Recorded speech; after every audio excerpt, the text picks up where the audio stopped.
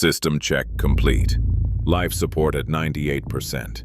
Thrusters cooling. This is the Void Walker. Recording entry for designation 82 Epsilon. I've been tracking this signal for 3 weeks across the outer rim. It's not radio, it's not radiation, it's harmonic. A mathematical sequence, repeating on a frequency that technically shouldn't exist in a vacuum. Most deep space signals are screams, dying stars, collapsing pulsars, or the chatter of civilizations looking for a fight.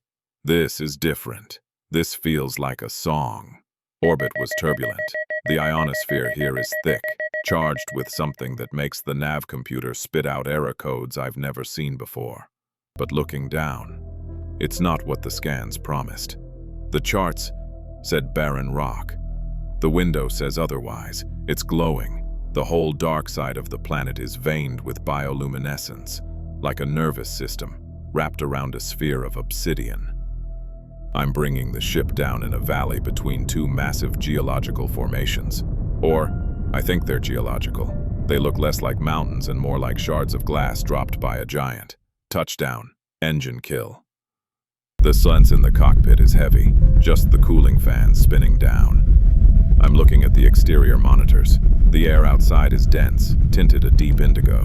It's twilight, but I don't think the sun ever truly sets here. The atmosphere is too thick, scattering the starlight into a permanent bruising purple. Suiting up. Seals are green. Pressure is stable. I'm grabbing the Surveyor kit, but I'm leaving the heavy rifle. Protocol Alpha means we approach with open hands, even if we're shaking. I'm out. Gravity is about 0.8 Earth standard. Light. Bounce in the step. The first thing that hits you is the smell. Even through the suit's scrubbers, the sensors are picking up ozone and cinnamon. It's spicy. The ground isn't dirt. It's a carpet of moss, but every strand is glowing with a faint blue pulse. When I step, the light ripples away from my boot, like splashing in a puddle of photons. I'm walking toward the source of the signal. It's about 2 clicks north, near the bend of one of those crystal spires. Up close, these things are massive, hundreds of meters high. They aren't ice, they're warm to the thermal scan. They're vibrating, I can feel it in my teeth. A low hum, a C-sharp resonance that travels through the ground.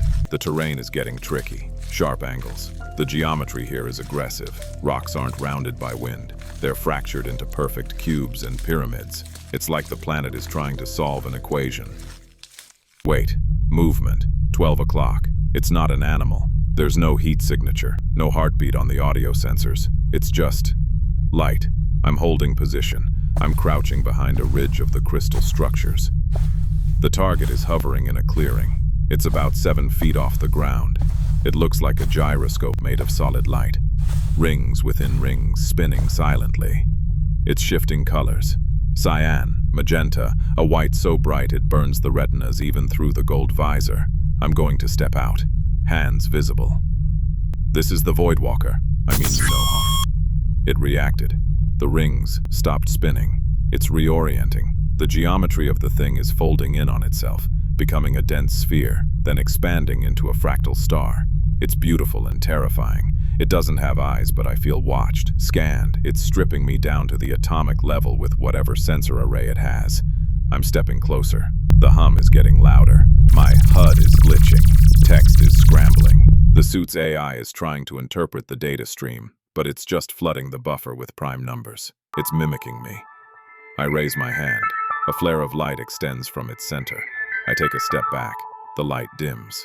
It's a mirror, but not of form, of intent. I'm placing the localized beacon on the ground. A peace offering, just a simple transmitter playing back the Fibonacci sequence. Universal math. It picked up the beacon. It's absorbing it. The light is dissolving the metal. No, not dissolving. Digitizing. The beacon just turned into dust and light, integrated into the entity's outer ring. Okay. It didn't attack. It accepted the data. The colors are shifting to a soft gold, matching my visor. It understands. This isn't a creature. It's a custodian, a gardener of physics. These crystal spires, they're hard drives. This whole valley is a server farm, and this thing is the librarian. It's showing me images now, projecting them directly onto my visor glass. Star charts, but ancient ones. Constellations that haven't looked like that for a million years. It's showing me the history of this system. It's overwhelming. The density of information is spiking my vitals. My heart rate is 140. I can't process this fast. Stop! Too much! Too much! It stopped. The entity recoiled. The light turned sharp red for a microsecond, then back to neutral white.